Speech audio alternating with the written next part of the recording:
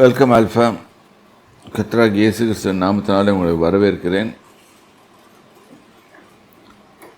தானியேலை குறித்து வாசித்து கொண்டு வருகிறோம்.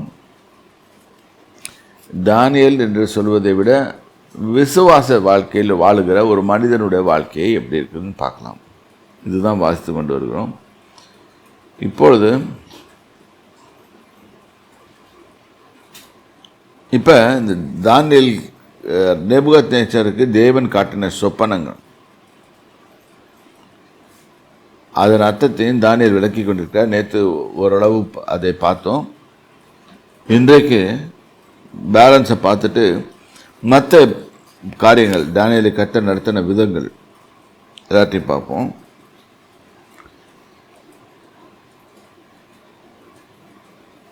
அந்த தலை நீரே இதுதான் படித்தோம். 38வது வசனம் தான் படித்தோம். 39வது வசனம் 2:39. உமக்கு பிறகு உமக்கு கீழ்த்தரமான வேறொரு ராஜ்யம் தோன்றும், பின்பு பூமியை எல்லாம் ஆண்டு கொள்ளும் வெண்கலமான மூன்றாம் ராஜ்யம் ஒன்று எழும்பும். ஒன்று சில்வர் வருது, அதுக்கப்புறம் வெண்கலம், 3 ராஜ்யங்கள் வருது. இந்த ராஜ்யத்து இப்போ ராஜ்யம் இந்த சிலை நிற்கிறத மாதிரி கர்த்தர் காட்டினார். ஏன்னா அது கால்கள் நல்லா இருந்தால் தான் சிலை நிற்கும். கால்கள் மோசமாக இருந்துச்சுன்னா சிலை நிற்கிறதுக்கு சான்ஸே கிடையாது. பூமியில் நடக்க போகிற அத்தனை ராஜ்யங்களோட இதையும் கர்த்தர் காமிக்கிறார். அந்த கோல்டன் ஏரா அவன் தலை, அதுக்கப்புறம் சில்வர் டைமிங் வருது, அப்புறம் பிரான்ஸ் டைமிங் வருது. இது ரெண்டுமே மேன்மை இல்லாததுன்னு சொல்கிறார். அவனை மாதிரி மேன்மை இல்லாத மாதிரி இருக்கும் அப்படின்னு சொல்கிறார். உமக்கு கீழ்த்தரமான என்ற வார்த்தையை பயன்படுத்துகிறாங்க. 4வது ராஜ்யம். 4வது ராஜ்யம் இரும்பை போல உரமாயிருக்கும். இரும்பு எல்லாவற்றையும் எப்படி நொறுக்கி சின்ன பின்னமாக்குகிறதோ அப்படியே அது நொறுக்கி போடுகிற இரும்பை போல அவைகளை எல்லாம் நொறுக்கி தகர்த்து போடும். இது கொஞ்சம் ராஜ்யத்துக்கு குவாலிட்டி. இது எத்தனை வருஷங்கள் காலங்கள் எல்லாமே சொல்லப்படலை, ஜென்ரலைஸ்டாக கர்த்தர் காமிக்கிறார். ஒரு இரும்புள்ள ஃபேமாக இருக்கிற ஒரு ராஜ்யம், அது எல்லாத்தையும் தகர்த்து போடும் அப்படின்னு பார்க்கலாம். பாதங்களும் கால் விரல்களும் பாதி குயவனின் களிமண்ணும் பாதி இரும்புமாய் இருக்க நீர் கண்டீரே. அந்த ராஜ்யம் பிரிக்கப்படும், ஆகிலும் களிமண்ணோடே இரும்பு கலந்திருக்க நீர் கண்டபடியே இரும்பினுடைய உறுதியில் கொஞ்சம் அதிலே இருக்கும். அதுக்கப்புறம் வர ராஜ்யம் ரொம்ப அப்படியே டிட்டூரேட்டே போய் பலமுள்ளதாக இருக்காது. இப்போ அந்த ராஜ்யம் கொஞ்சம் களிமண் மேலே கலந்துருக்கு, இரும்போட கலந்து. பொதுவாக களிமண் கலந்தால் கூட இரும்போட கலந்தால் கூட அதுக்கு ஸ்ட்ரென்த் இருக்காது. இப்போ அதை வாசிங்க திருப்பி. பாதங்களும் கால் விரல்களும் பாதி குயவனின் களிமண்ணும் பாதி இரும்புமாயிருக்க நீர் கண்டீரே. அந்த ராஜ்யம் பிரிக்கப்படும். இந்த பாருங்களா, நீர் கண்டீரே கனவையே எக்ஸ்பிளைன் பண்ணி அது அர்த்தத்தையும் சொல்றான். நீர் கண்டீரே.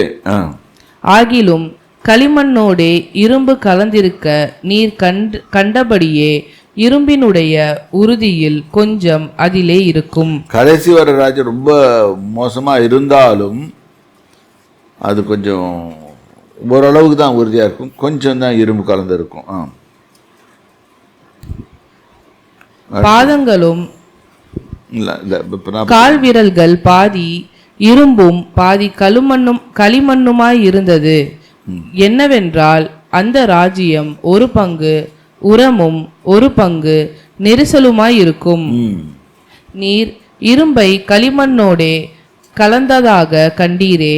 அவர்கள் மற்ற மனுஷரோடே சம்பந்தம் கலப்பார்கள், ஆகிலும் இதோ களிமண்ணோடே இரும்பு கலவாதது போல அவர்கள் ஒருவரோடு ஒருவர் ஒட்டி கொள்ளாதிருப்பார்கள். ஒவ்வொரு இந்த பீரியாடிக்கல் சேஞ்சஸ், ஒவ்வொரு தன்மையும் ராஜ்யத்தின் தன்மையும் தான் அப்படி இருக்கும். ஃபஸ்ட் இயர் ஒரு மாதிரி இருக்கும், செகண்ட் இயர் ஒரு மாதிரி இருக்கும், தேர்ட் இயர் ஒரு மாதிரி இருக்கும், சம்டைம்ஸ் இதாக இருக்கும். இந்த இடத்துல அவங்க ஒன்றா இருந்த மாதிரி இருந்தால் கூட இருக்க மாட்டாங்க அப்படின்ட்டு சொல்கிறாரு. அவங்க சரியாக இருக்க மாட்டாங்க.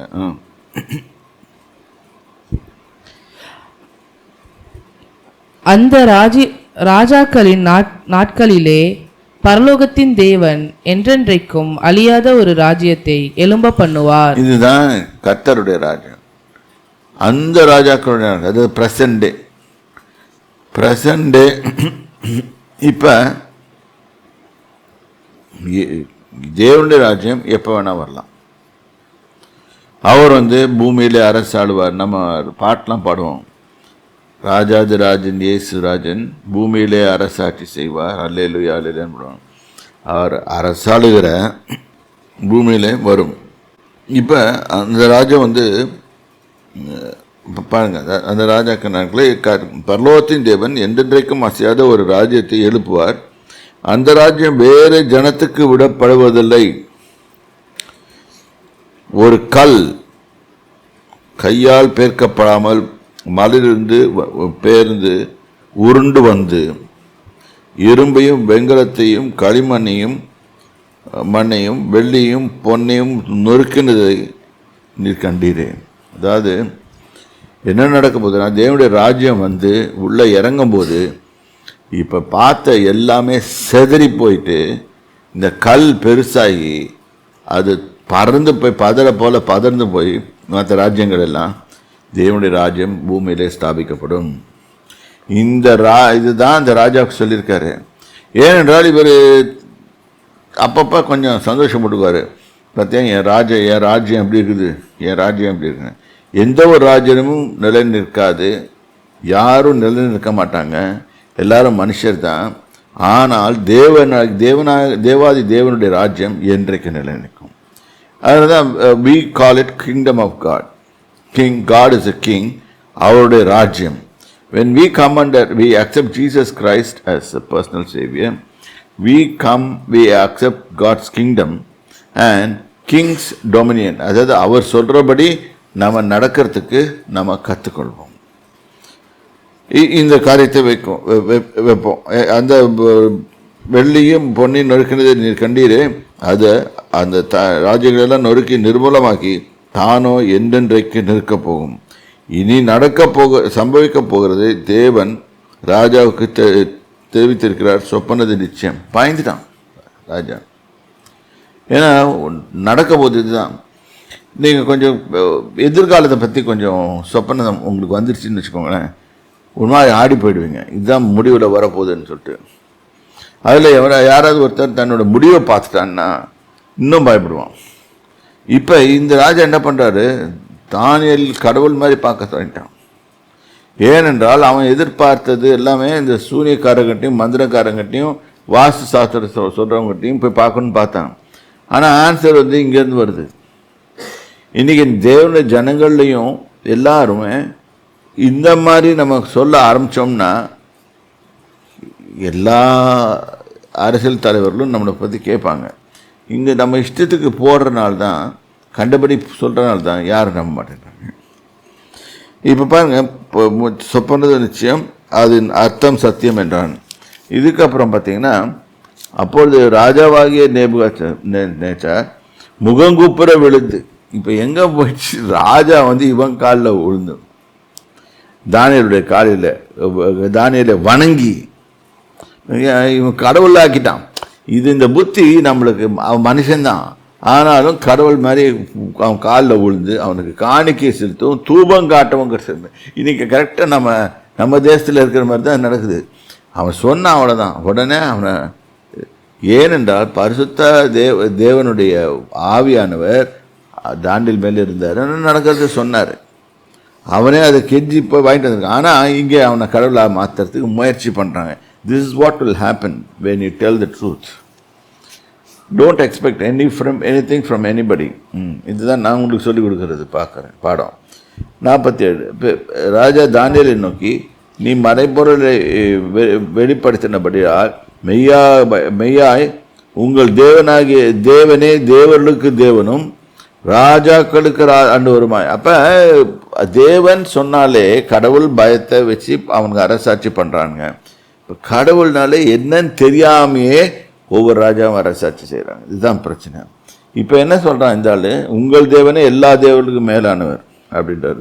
அது மற்றதெல்லாம் தெய்வம் இல்லை, இவர் இயேசு ஒருத்தர் தான் தேவனாக வருகிறார். ஸோ இந்த இடத்துல பார்க்குறோம், நம்ம தேவர்களுக்கு தேவனும் ராஜாக்களுக்கு ஆண்டவரும் மறைப்பொருள்களை வெளிப்படுத்துகிறவருமா இருக்கார். இவனுக்கு காரியம் வெளியே வந்துச்சு, கனவு அது வரைக்கும் கனவு கண்டு பயந்துட்டு இருந்தான். இதுதான் நமக்கு சரி. இப்போ அவன் என்ன பண்ணியிருக்கலாம், சரி நம்ம காலமாவது ஒழுங்காக இருக்குமே அப்படின்னு சொல்லிட்டு போயிடலாம். போயிட்டு ஓகே நான் இந்த பொசிஷனில் இருந்தேன்னா அவன் தானியேலை கூப்பிட்டு உட்கார வச்சு இந்த தேவனை பிரியப்படுத்துறது எப்படி அப்படின்னு சொல்லி அவங்ககிட்ட கேட்டு அனுப்பிச்சிக்கணும். அவன் சொல்கிறத கேட்டு நடக்கலாம். அதுக்கப்புறம் ஆனால் இவங்க என்ன மாதிரி பண்ணால் இதெல்லாம் பண்ணிவிட்டு அவனை கும்பிட்டுட்டு தூபெல்லாம் காமிச்சிட்டு 48வது வசனத்தில் பார்க்குறோம். பின்பு ராஜா தானியேலை பெரியவனாக்கி அவனுக்கு அநேக சிறப்பாக வெகுபதிகளை கொடுத்து அவன் பாபிலோன் மாகாணம் முழுவதற்கும் அதிபதியாகவும் பாபிலோனில் உள்ள சகல ஞானிகள் மேலும் பிரதான அதிகாரியாகவும் வச்சான். ப்ரொமோஷன், சின்ன பையனுக்கு ப்ரொமோஷன். ஸோ இதுலேருந்து நம்ம ஒன்று கேட்கணும், ஒரு ஆளை கர்த்தர் உயர்த்தணும்னு நினச்சா அவரை பிரியப்படுத்திட்டிங்கன்னா அவர் உயர்த்துவார். வேறு எந்த ஒரு ராஜாவும் உயர்த்த மாட்டான், எந்த யாரும் எதுவும் செய்ய முடியாது, செய்யக்கூடாது. இன்றைக்கி என்ன பண்ணுறோம், ப்ரொமோஷனுக்காக பாஸ்க்கு ஜாலரை அடித்து எல்லாத்தையும் பண்ணி இப்படி பண்ணி அப்படி பண்ணி, இது நானும் பண்ணியிருக்கேன். நான் வேலை செய்த நாட்களில் ஐயோயோ பாஸ் கோச்சுக்கு வர்றான்னு. ஆனால் வேலை செய்கிறதுல தப்பு இல்லை, ஆனால் ரியாலிட்டியில் பார்க்குறான், நீ செய்கிற வேலைக்கு யார் பதில் கொடுப்பா, தேவனாகி கர்த்தர் மட்டும்தான். ஆகவே தேவனாகி கர்த்தருக்கு பயந்து உன் வேலையை ஒழுங்காக செய், அவர் பார்ப்பாருன்னு சொல்லிட்டு மனுஷனுக்கு வேலை செய்யாது, தேவனுக்கு என்று வேலை செய். இதுதான் நம்ம எல்லாருக்கும் சொல்லிக் கொடுக்க வேண்டியது. அப்போ எல்லாருக்கும் அதிபதியை தானியேலை வச்சுட்டான். இப்போ தானியேலின் காரியம் ஜெயமாயிடுச்சு. இப்போ சில பகுதிகளை படிப்போம். சங்கீதம் 32 8வது வசனம். நான் உனக்கு போதித்து நீ நடக்க வேண்டிய வழியை உனக்கு காட்டுவேன், உன்மேல் என் கண்ணை வைத்து உனக்கு ஆலோசனை சொல்லுவேன். இந்த ஆலோசனை சொல்லுவார், இந்த வழி இதுவே, இப்படிதான் போகணும். கர்த்தரை நம்ம பிடிச்சுக்கிட்டோம்னா அவர் வழி சொல்லி கொடுப்பாரு. இல்லாட்டா நம்ம பிரச்சனை தான். இந்த இடத்துல பாருங்க, வெயிட்டிங் அப்பான் த லார்டை பற்றி படிக்கிறோம். 37ஆம் சங்கீதம் 3வது வசனத்துலேருந்து வாசிப்போம். ஆக்சுவலாக இந்த இடத்துல இந்த வசனத்தை படிக்கும்போது சில காரியங்கள் இருக்கணும். நான் ஏன் இந்த நாளில் நான் நாட்டுக்கு நன்மை செய்யணும், ஏன் இந்த காரியங்களை நான் செய்யணும், நான் எதுவுமே செய்ய மாட்டேன் அப்படின்னு சொன்னோம்னா என்ன வரும்? நம்ம வாயினால் சந்தோஷமாக பேசணும், நன்மையானவைகளை மட்டும் பேசணும், தீமையானவைகளை பேச வேண்டாம். 3வது வசனத்தை படிக்கணும். கர்த்தரை நம்பி நன்மை செய், தீமை செய்யாத யாருக்கும். தேசத்தில் குடியிருந்து சத்தியத்தை தேசத்தில் நல்லா குடிந்து கொண்டு உன்னை ஒருத்தனும் ஒன்றும் பண்ண முடியாது. சத்தியத்தை மேய்ந்துகொள். சத்தியம்னா ட்ரூத் என்ன, தேவன் என்னோடு இருக்கிறார், தேவன் எனக்காக என் காரியங்களெல்லாம் நடப்பிப்பார், அவர் என்னோடு இருக்கிற வரைக்கும் என் கால்கள் இடறுவதில்லை, நான் வெற்றிகரமாக ஜீவிப்பேன். கர்த்தரிடத்தில் மனம் மகிழ்ச்சியாயிரு, அவர் உன் இருதயத்தின் வேண்டுதல்களை உனக்கு அருள் செய்வார். Be happy in the Lord. Don't get stressed. ஒரு காரியம் ஃபெயிலியர் ஆச்சுன்னு சொன்னால் நம்ம பொதுவாக என்ன பண்ணுவோம், நம்ம ஐயோ போயிடுச்சுன்னு. Just be calm. Nothing is going wrong. எல்லாம் உலகத்தில் இருக்க எல்லாமே போயிடலாம், ஆனால் கர்த்தர் ஒன்று விட்டு போல. அவர் தான் பிக்கஸ்ட் அசெட் நம்மளுக்கு வாழ்க்கையில். அவர் நம்மை விட்டு விலகாமல் இருக்கிறார், அது பெரிய காரியம். உன் வழியை கர்த்தருக்கு ஒப்புவித்து அவர் மேல் நம்பிக்கையாயிரு, அவரே காரியத்தை வாய்க்கஸ் பண்ணுவார்.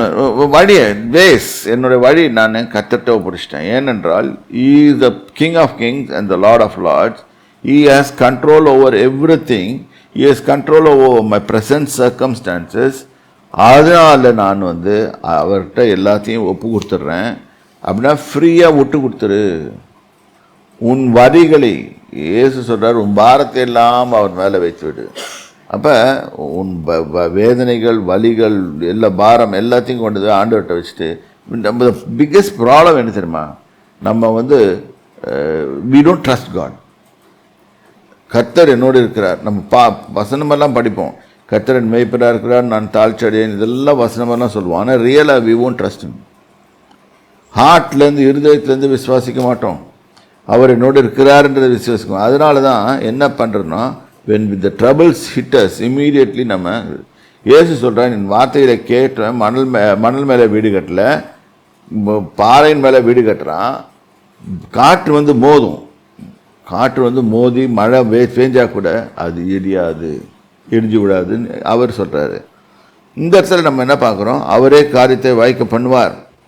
அப்புறம் உன் நீதியை வெளிச்சத்தை போலவும் உன் நியாயத்தை பட்டப்பகலை போலவும் விலகு பண்ணுவார். எல்லாத்தையும் வெளியே போய் கொண்டு வருவார். மறைப்பொருள்களை வெளிப்படுத்துகிற தேவன், தானியேலுக்கு வெளிப்படுத்தின தேவன் நம்மளோட மறைப்பொருள்களையும் வெளிப்படுத்துவார். எல்லாத்தையும் வெளியே கொண்டு வந்து விடுவார்.